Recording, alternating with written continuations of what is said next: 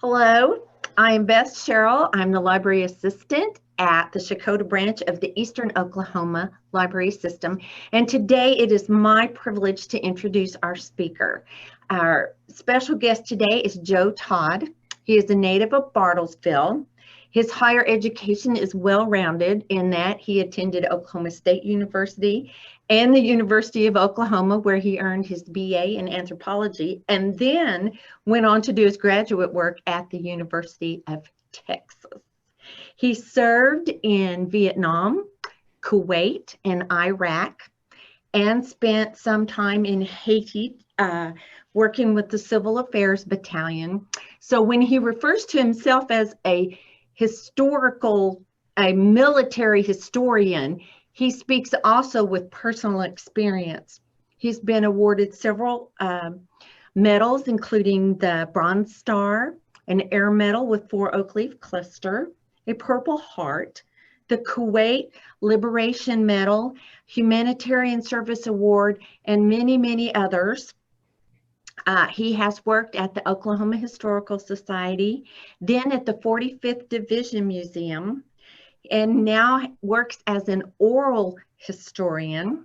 Since his retirement, he has been a volunteer for the Dwight D. Eisenhower Library and interviews veterans for a weekly article in the Bartlesville Examiner Enterprise. And I think I said that right.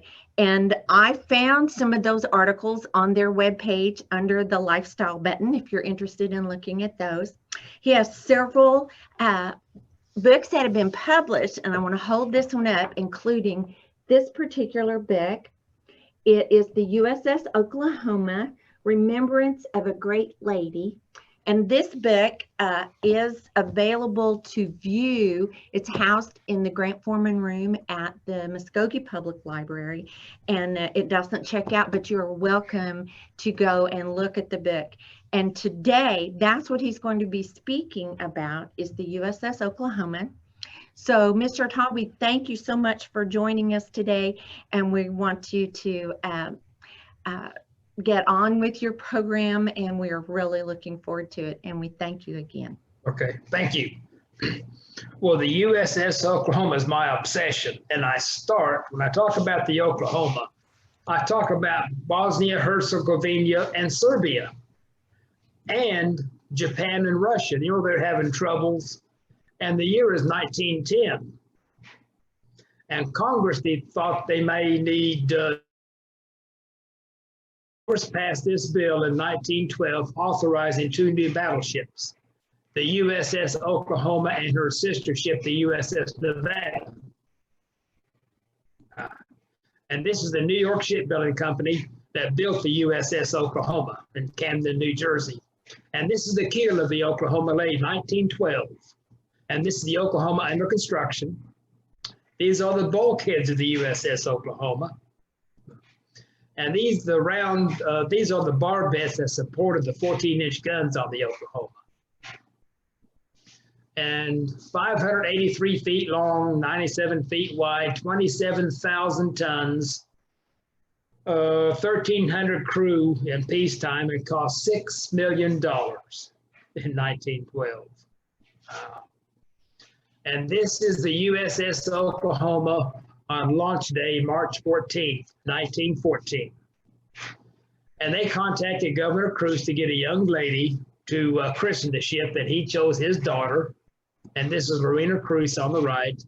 But Governor Cruz was an absolute teetotaler, did not want champagne to christen his ship. And the Navy convinced him that no one's going to drink the champagne. And here is Marina Cruz with the bottle. And she said, "In the name of the United States of America, I christened the Oklahoma," and smashed the champagne bottle. And sure enough, no one drank the champagne. And here is the newest ship sliding down. This is the newest ship in the Navy. But the Navy Yards just built an empty shell. That's all they built. This is christened 1914 to 1917. I'm sorry. This is what the Navy put on. All the armor, the guns, the tripod, the cage mast, Everything took 3 years to put everything in the ship, all the engines, everything. The Oklahoma was the first oil burner in the U.S. Navy. Before that, they were coal burners that had 4 smokestacks. The Oklahoma just has 1 smokestack. This is the commissioning crew of the Oklahoma, 1917. This is the Oklahoma after shakedown, and the Oklahoma was the, if I can find my cursor, whoop, right here, was the first ship to have 3 guns and 1 turret. Before that, all the ships only had 2 guns and a turret. So the Oklahoma was the first ship to have 3 guns and 1 turret. These are 14-inch guns. Now this is the bridge of the Oklahoma. This is the steering equipment, and this to steer the rudder. And it goes from the bridge all the way down to the rudder. And this is steering aft in the very bottom of the ship. If the bridge is knocked out, they can actually steer the ship manually with these 4 wheels. And one of these wheels is on display at the Oklahoma Historical Society. And steering aft is right here, the very bottom of the ship. And once a month, they would cut off the bridge and they would steer the ship manually with these big wheels. Triple expansion engines, first ship, which I'm not sure how they work, but apparently they did. This is the captain's cabin on the Oklahoma.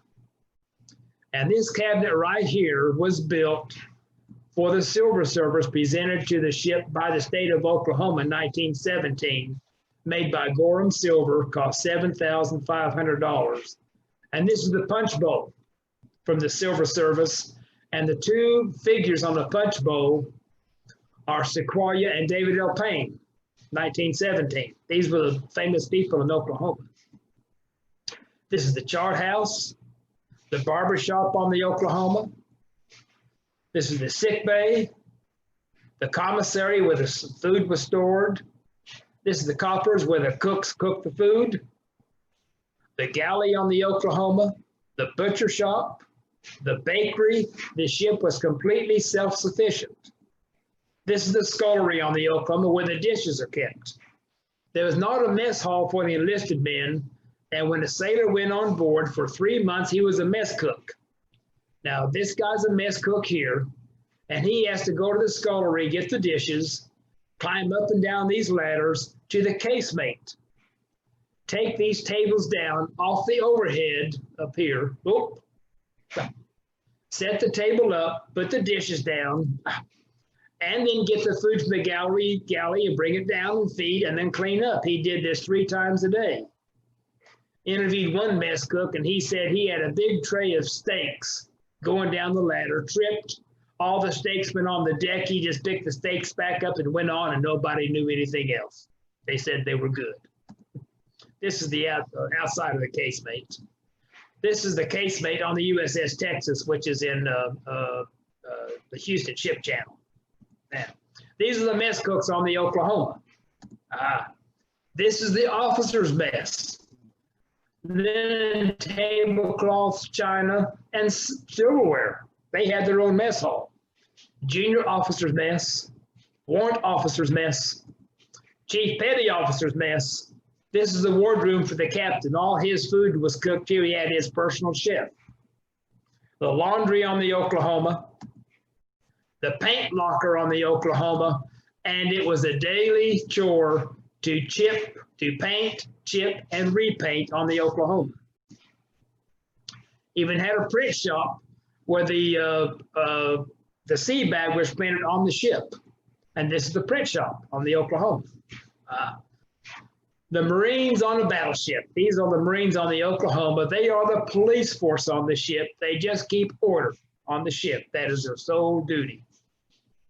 You have 14-inch guns, you need a big ramrod, cleaning the guns. These are the guns on the Oklahoma. Another sailor's favorite duty is swabbing the deck every day, and once a week, they holystone the deck. The holystone is a brick right here with a hole in it and a broom handle fit in. They put sand on the teak wood deck and they holystoned the deck. And they said you could eat off that deck, it just shined. Now, this is Jerry Jarrett from Springfield, Illinois, joined the Navy in 1916, assigned to the USS Oklahoma. And this is the commissioning crew of the Oklahoma, and Mr. Jarrett is in this photograph somewhere.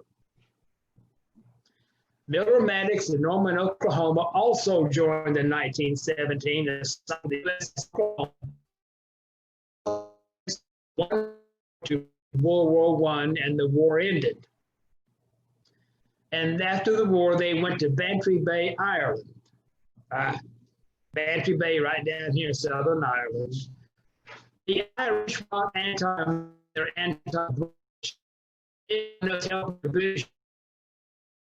And the sailors went ashore to Bantry Bay, and they had a good time. And they were on the docks waiting to go back to the ship, and the Sinn Feiners rushed them. The Sinn Feiners are the early IRA. Pushed a bunch of sailors in the water, and 2 sailors drowned. Well, a bunch of sailors went back and just tore up Bantry Bay, and the officers had to pay for all the damage. And this is Bantry Bay today, but it looked just like this in 1918. Then, after the Treaty of Versailles in 1919, the Oklahoma was the official escort ship for President Wilson from France back to the U.S. And this is President Wilson on the USS George Washington.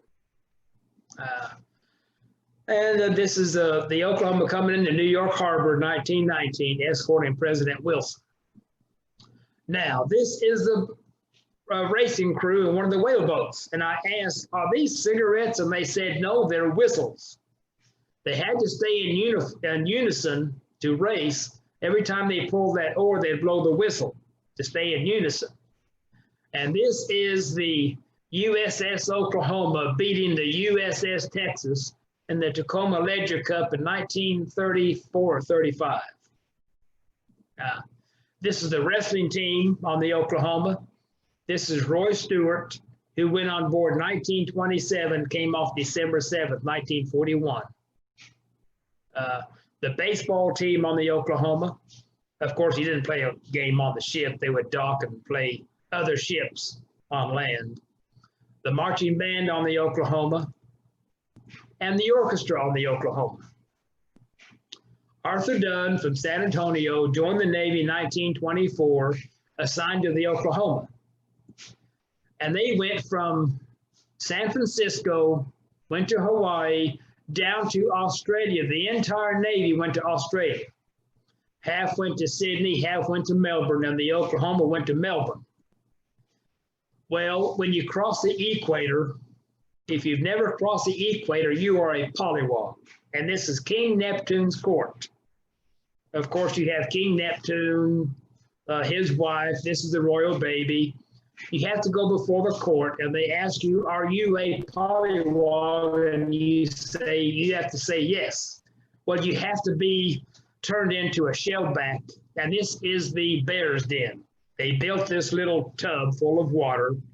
And here's a man being tipped backwards into the bear's den. They had padded sticks, and they would beat him. Then you had this canvas tunnel you had to crawl through with just all sorts of stuff in there, and you're blindfolded. They had to do this in their skivvies, and they were looking for officers. Interviewed Lieutenant Rommel, and he borrowed skivvies from an enlisted man and had his enlisted name on the skivvies, and he escaped being beaten by the guys. Then after that, you are given this certificate that you are in the realm of King Neptune. So the next time you cross the equator, you get to do this to the polywogs that became shellbacks. Princess Pier in Melbourne, 1925. This is the crew in the parade downtown Melbourne. This is Captain W. Pitt Scott leading the parade. And in Australia, there was a shortage of young men because of the Battle of Gallipoli in Turkey in World War I. The Turks massacred the Australian army. And fathers brought their daughters down to the piers to meet the American sailors. And Mr. Dunn said they had a wonderful time. That's all I'm going to say. And there were quite a few marriages in Australia, but the women, the new brides, could not come back on the Oklahoma. They had to come on civilian ships to the United States. And this is the Oklahoma dock to Princess Pier. And this is the people seeing the ships off. 1925. Okay. Now this is Austin Flatt, who joined the Navy 1926 after the Great Cruise to Australia. And this is him in his uniform, and he donated this uniform to the Oklahoma Historical Society. And this uniform is on display at the USS Oklahoma display. And he came and saw his uniform, and he said, I can die, my uniform has a good home, and he died at the age of 92. Now this is the Oklahoma, and they said it needs to be modernized. These cage masts had too much wind resistance. There's no protection in the cage mast. So they brought it in to be modernized, and this is the Oklahoma being modernized, and this is the new Oklahoma. They took off the cage mast, put on the tripod mast, put on more armor, put on the blister ledges, just improved the ship. Before modernization, the Oklahoma had hammocks. All the ships had hammocks, and the Oklahoma was the first ship to have bunks and lockers. And this is the life of Riley on the Oklahoma. You had a real bed to sleep in. And this is the Oklahoma, goes to the Panama Canal, and right here you can see the 3 guns in one turret, 3 and 2. You can always tell the Oklahoma because of that, and the Nevada. And these are one of the airplanes off the Oklahoma. And this is an airplane being fired off by a catapult. These airplanes were used for observation. And this is when they landed, they hooked the airplane up and put it back up. And this is where the airplanes were on the ship, on top of this turret right here.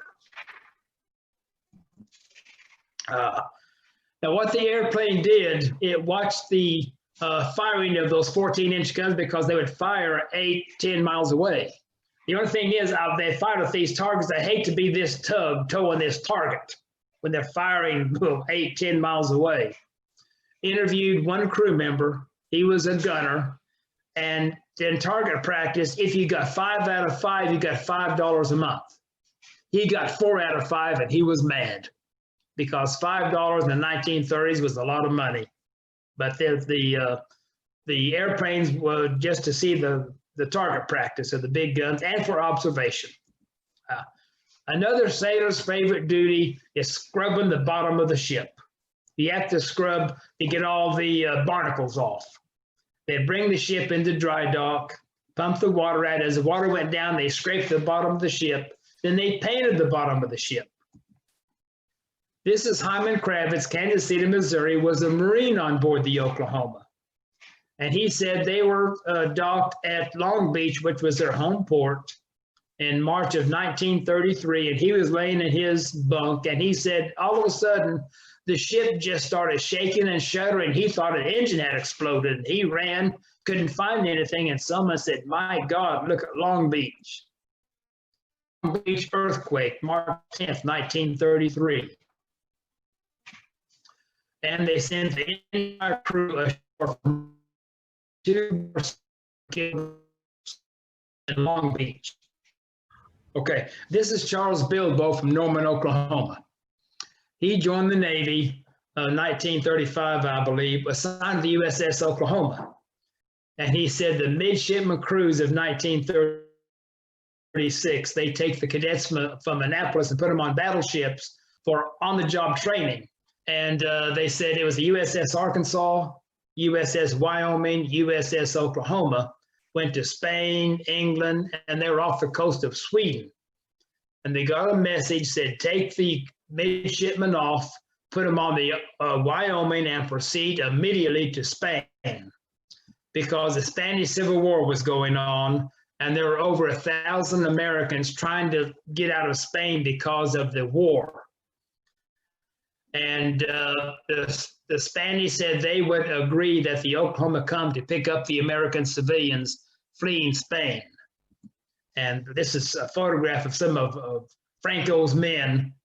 And these are the civilians being brought on board the Oklahoma from Spain. And they went to Santander, Bilbao, all the ports, and picked up civilians. I believe it was at Santander, Franco's men refused to release the Americans. And the captain trained all 10 guns on the ship and said, 5 minutes, your city is no more. And they said, but you killed the Americans. And he said, you have 4 minutes. And they had a minute left. They said, come and get the Americans. And I asked him, would the captain have fired the guns? And he said, in a heartbeat. He'd have blown that place off the map. And this is one of the small boats from the Oklahoma bringing the civilians on board the Oklahoma. Went to France, and the small boats from France came out and took the civilians ashore in France. In the rough seas, they brought the civilians aboard in the canvas bag because it's very dangerous to come up to a ship and, if I can find there it is, and use a gangplank. Because both ships are moving, that's very dangerous. So they brought most of the civilians on board in that canvas bag. And the Oklahoma achieved another first.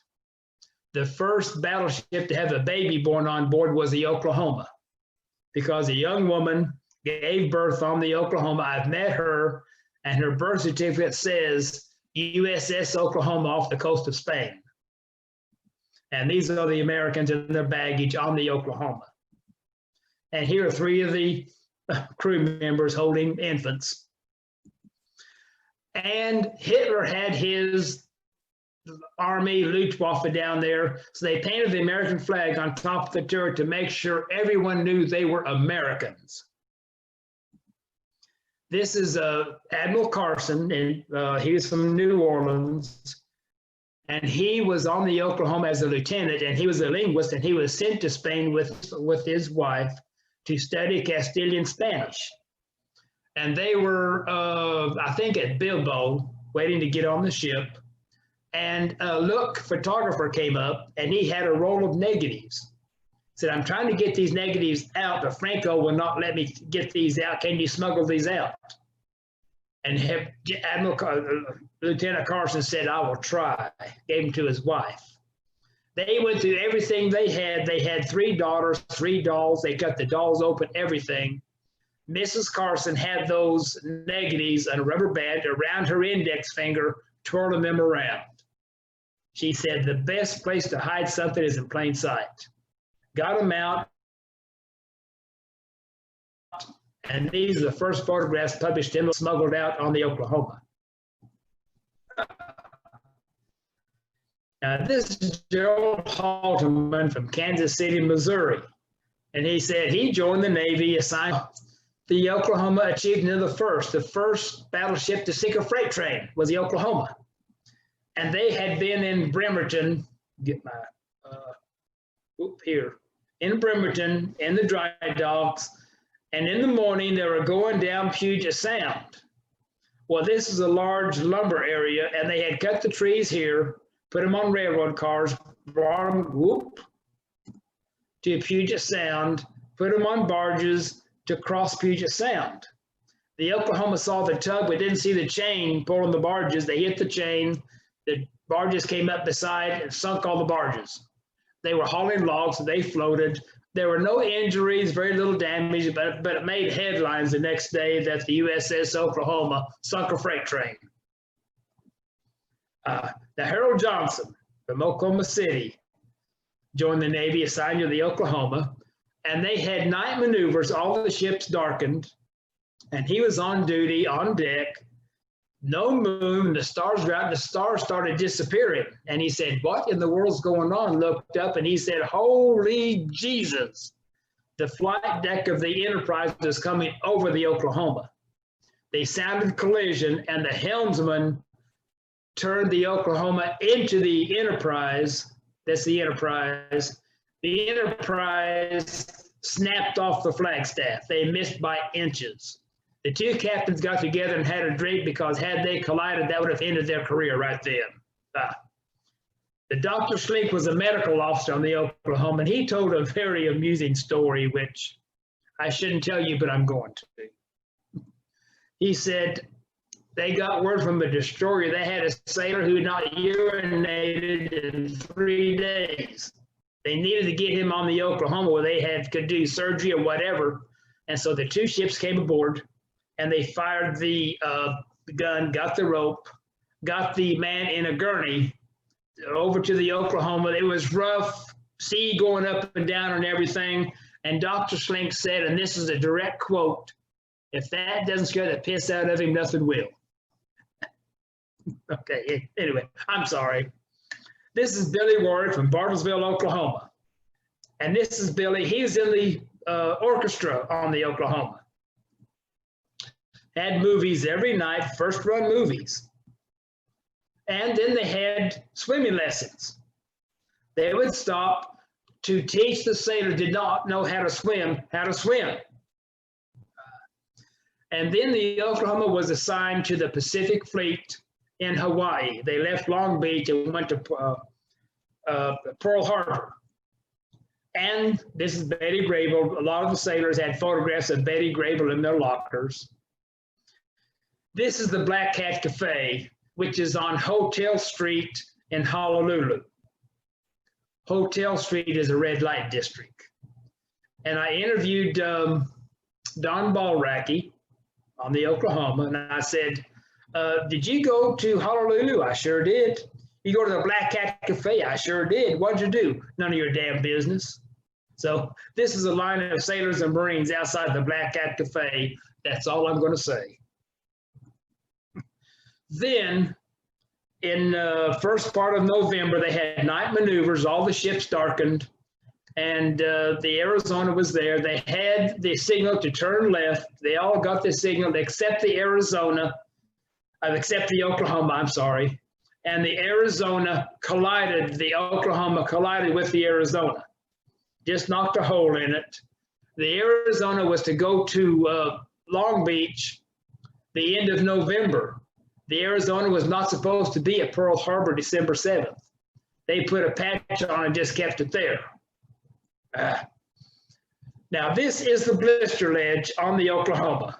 Find my, well, right here.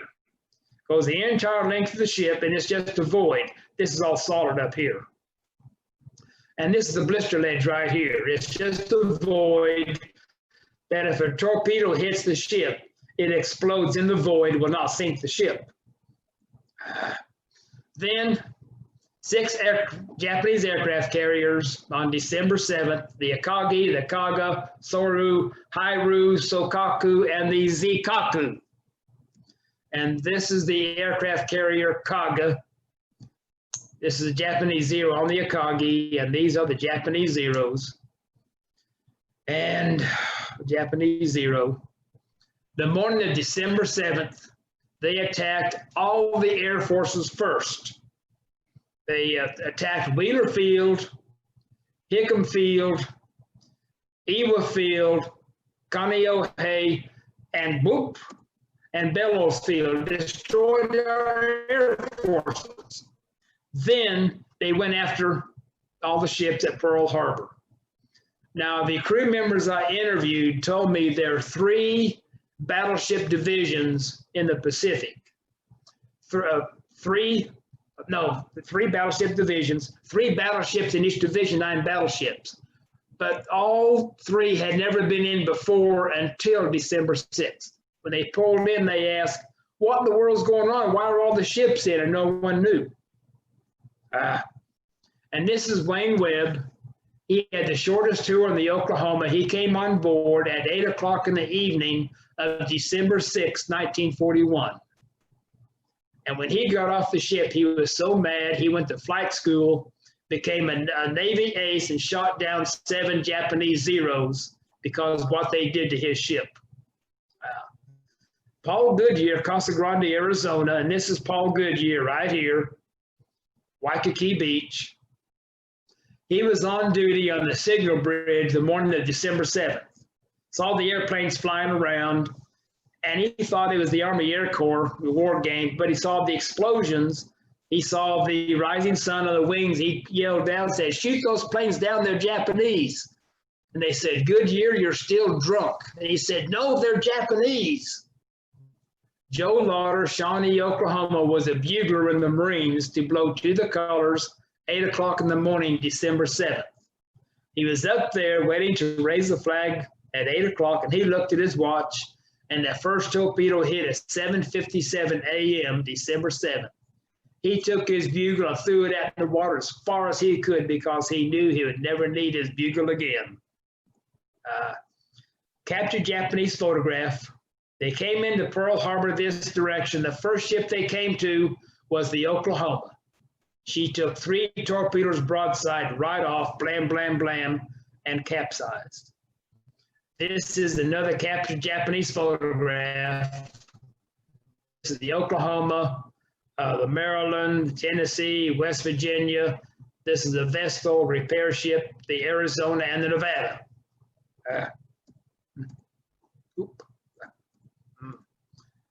And this is the Arizona, has just exploded. These are the mushroom vents on the ship. And when they're attacked, these vents are to be closed.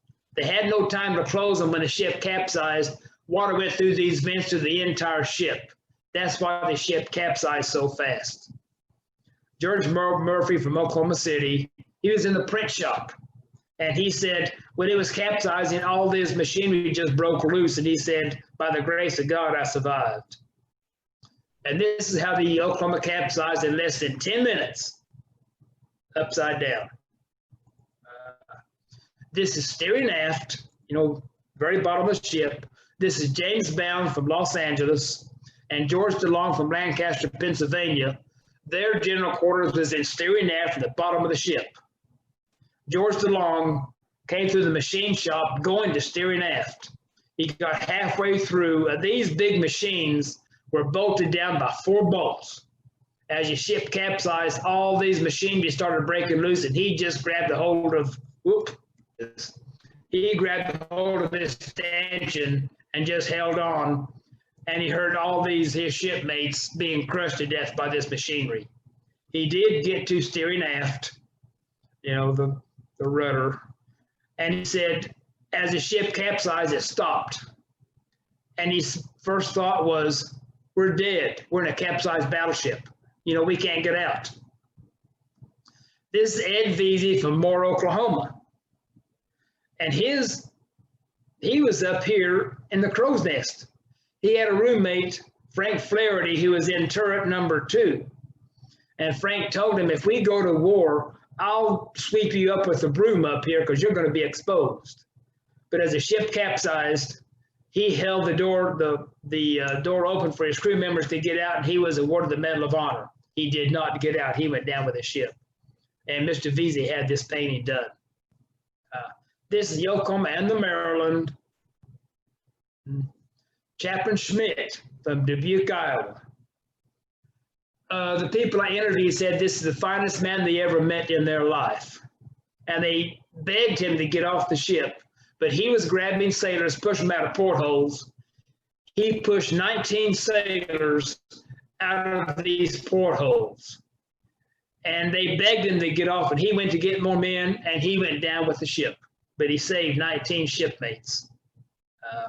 Adolf Mortenson from Dallas, Texas, he said, as the ship capsized, you just had to go with the water. You could not fight the water.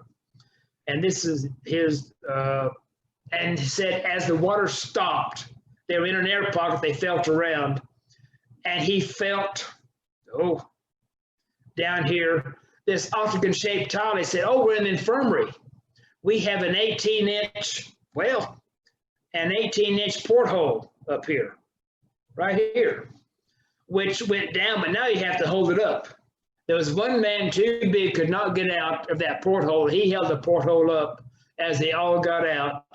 And he said, a day does not go by that I think of that man that gave his life for us to get out. And this is the Oklahoma right here, capsized, as the Arizona burning. And this is Battleship Row, that's the Oklahoma. This is Bill McCrory from Bartlesville, was on board the California over here.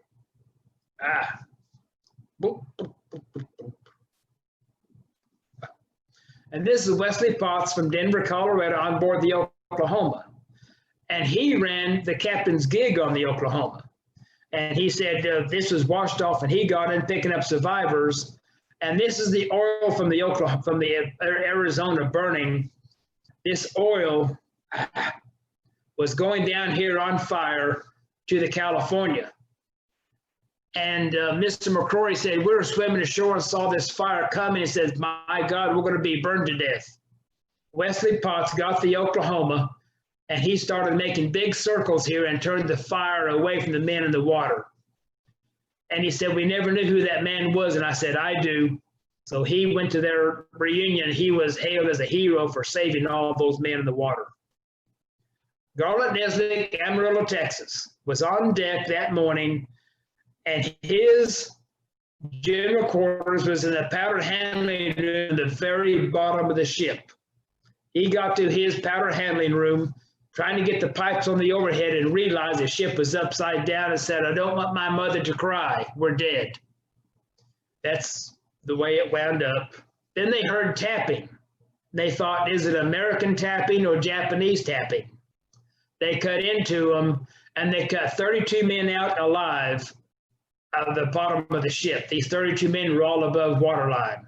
But they heard tapping up through December 10th, but these men were below waterline. They could not get anyone out below waterline because when they made the initial cut, released the air pressure, and they drowned. So all the men either suffocated or drowned on the Oklahoma. These are the 3 men that I interviewed, cut out December 8th. This is the rescue of the 32. And the rescue again. And the reason these ships didn't capsize, they had the docking keys right here. They were tied up to. And then the ship was blocking the harbor, so they had to raise it. And this is the raising of the Oklahoma. And I interviewed one man. He was on board the Oklahoma, and he went in to help clean the ship out. He went to his quarters and picked up a skull and says, this old John Doe I used to drink beer with. And he begged to be taken off that detail. And they said no. So they had a pile of human bones on deck, and they were buried in the punch bowl. And she was sold for scrap. This is the last photograph of the Oklahoma, but she sprung a leak and she sunk in mid-Pacific. She's in 3,000 feet of water, sitting straight up. I said she never fired a shot in anger, but a man from the Pennsylvania said yes, but the guns did. They took the guns off the Oklahoma, put them on the Pennsylvania, and they used the guns. This is the anchor off the Oklahoma, downtown Oklahoma City. Then we finally got a memorial dedicated 2007 at Pearl Harbor on Ford Island, and this is the monument to the Oklahoma. Each one of these pylons has the name of a crew member. And this is Paul Goodyear. He's one, and this is Dick Artley and James Bounds, 2 men cut through the bottom December 8th. And this is Dick Artley. His brother Darrell Artley died on the Oklahoma. And this is a second cousin of my father, Neil Todd, died on the Oklahoma. And this is Ed Veasey giving the keynote speech at the dedication. And the memorial is right here on Ford Island. The Barber Brothers, all 3 died on the Oklahoma. Identical twins, the Blitz brothers, died on the Oklahoma. And they were buried as unknowns. This is the mast off the Oklahoma, which is at Muskogee now. And this is the USS Oklahoma. And then they identified the body of Chaplain Schmidt, and we went to his funeral in Dubuque, Iowa. Beautiful service. And these are the men from Oklahoma that died on the Oklahoma. And these are the brothers that died on the Oklahoma. And that is the USS Oklahoma. Thank you. Mr. Todd, thank you so much for sharing that information with us. This was wonderful. And I do want to remind people that your book about the USS Oklahoma is available to view in the Grant Foreman room at the Muskogee Library. And we just thank you so much for this wonderful information. And you're welcome. And I hope people will continue to read your interviews. And we appreciate that you have compiled all of this information to keep for generations to come so that they will know what happened on December 7th, 1941, and especially with the USS Oklahoma. Thank you so much. Oh, thank you.